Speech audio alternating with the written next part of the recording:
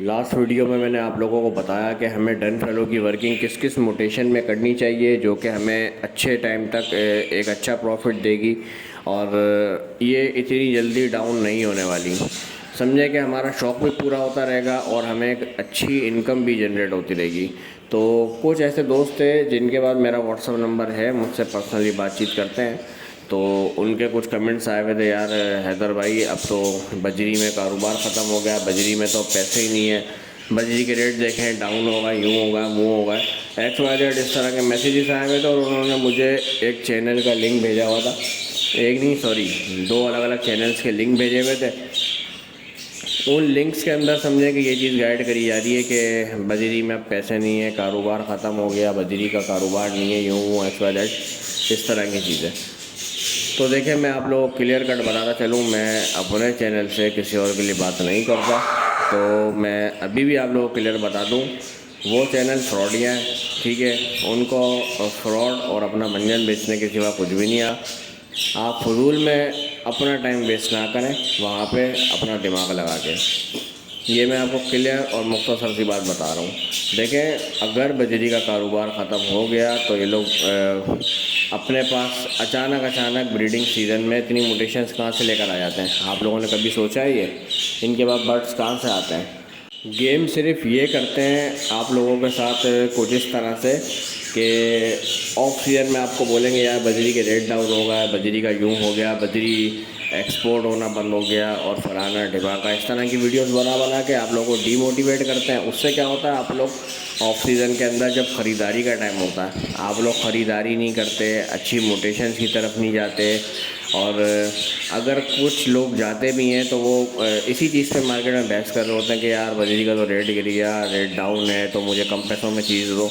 तो इस गेमा गेमी में शक्करबाजी में जो कि हमारा शौकीन है बर्ड्स लवर, वो अच्छी चीज़ लगा ही नहीं पाता अपने पास। अच्छी चीज़ से मुराद अच्छी नस्ल हो या अच्छी कोई मोटेशन हो, वो लगा ही नहीं पाता। क्यों? क्योंकि वो इतना मिसगाइड हो चुका होता है, उसका दिमाग डिस्टर्ब हो चुका होता है। लेकिन जब सीज़न आता है, सीज़न के अंदर यही लोग वापस एंट्री मार जाते हैं कि भाई बजरी के रेट अच्छे हो गए, कारोबार बढ़ गया और यूँ हो गया और वो हो गया और हमसे ये चीज़ें ख़रीदो, हमसे वो चीज़ें ख़रीदो। इनके पास कहाँ से आती हैं? गेम ही सारा ये है कि आप लोगों को डीमोटिवेट करके आप लोगों की परचेजिंग रुकवा देते हैं। आप लोगों की ब्रीडिंग या एक्स वाई जेड जो कुछ भी आपके सोर्सेज होते हैं बर्ड्स जमा करने के, वो सारी चीज़ें रुकवा देते हैं और अपने पास ब्रीडिंग सीज़न में लेकर आते हैं। फिर धूम मचा रहे होते हैं अपने चैनल पे, भाई ये आ गया, वो आ गया, रेट अच्छा हो गया, एक्सपोर्ट हो गया, अब कारोबार इतना चलेगा, 2 साल तक कहीं नहीं जाता, 1 साल तक कहीं नहीं जाता। इस तरह की वीडियो बनाते हैं। फिर आप लोग बोलते हैं भाई ले लो ले लो ले लो। लेकिन क्या सस्ता परिंदा ख़रीदने का टाइम तब तक निकल चुका होता है, फिर आप लोगों को मजबूरी में महंगा ही ख़रीदना पड़ता है। और इन लोगों को क्या इससे फ़ायदा होता है? इन लोगों का समझेंगे कंपटीशन 50% क्लियर होता है, क्योंकि 50% लोग इनको जानते हैं कि ये लोग फ्रॉडिया है। 50% इनका कंपटीशन क्लियर हो चुका होता है क्योंकि लोगों ने ख़रीदा ही नहीं होता कुछ। इन्होंने खरीद के जमा करा हुआ होता है, सीज़न में एक साथ ही डबल पैसों में वो चीज़ें बेच देते हैं।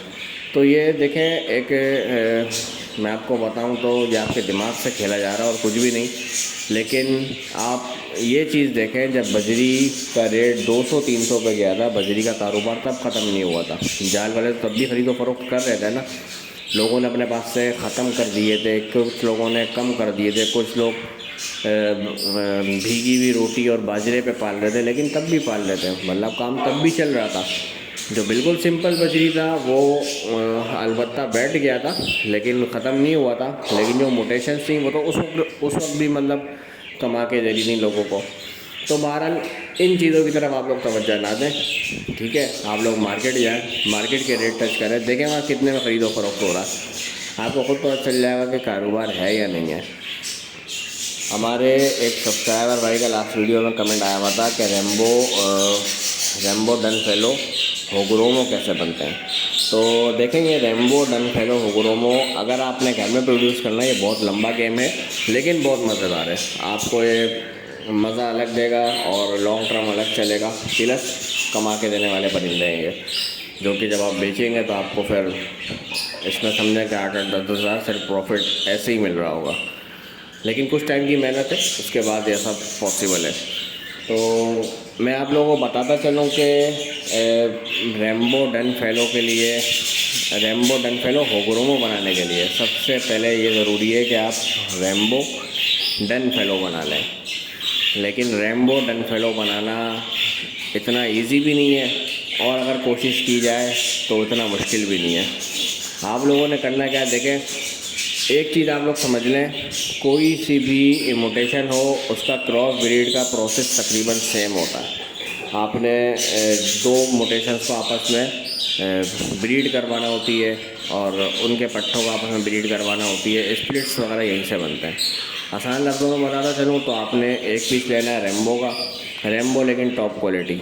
अच्छा, ये चीज़ आप लोग नोट कर लें, कोई भी परिंदा और कोई सी भी म्यूटेशंस पे आप अगर क्रॉस ब्रीड करवा रहे हैं तो आपने परिंदे पे कॉम्प्रोमाइज़ बिल्कुल भी नहीं करना, आपने टॉप क्वालिटी की तरफ जाना है। क्योंकि क्रॉस ब्रीडिंग के दौरान परिंदे की क्वालिटी गिरती है। अगर आपका परिंदा पहले से मतलब अच्छी क्वालिटी का नहीं होगा तो वो नस्ल बनते बनते आप तक सही चीज़ नहीं आएगी। मतलब या तो उसका साइज़ छोटा हो जाएगा, या तो वो वीक हो जाएगी, सर्वाइविंग पावर जो होती है उसकी बीमारियों के खिलाफ वो कम हो जाएगी।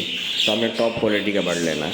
आपने एक पीस लेना है रेम्बो का और एक पीस लेना है डन फेलो का, ठीक है। इस तरह से आपने दो पेयर बनाने हैं, दोनों को आपस में क्रॉस ब्रीड करवानी है। अब जो इनके बच्चे आएंगे वो स्प्लिट रेम्बो टू स्प्लिट डन फेलो होंगे, सही है। अब इन दोनों बच्चों को आप अगर आपस में ब्रीड करवाते हैं तो आपके पास 25% रिजल्ट आने का चांस जल्दी होगा। और अगर आप इनको विजुअल से ब्रीड करवाते हैं, विजुअल से मुराद आप स्प्लिट टू स्प्लिट नहीं करवाते, आपके पास रेम्बो का सादा पीस आया है तो आपने उसको उठा के डन फेलो से ब्रीड करवा दिया। और अगर आपके पास डन फेलो का पीस आया है हल्की छाप में तो आपने उसको उठा के फेलो से रेम्बो से ब्रीड करवा दिया। वैसे इस कंडीशन में आपके पास सारे बच्चे ब्लैक आई ही आएंगे और रेम्बो कलर्स में आ सकते हैं, क्लियर विंग्स में आ सकते हैं।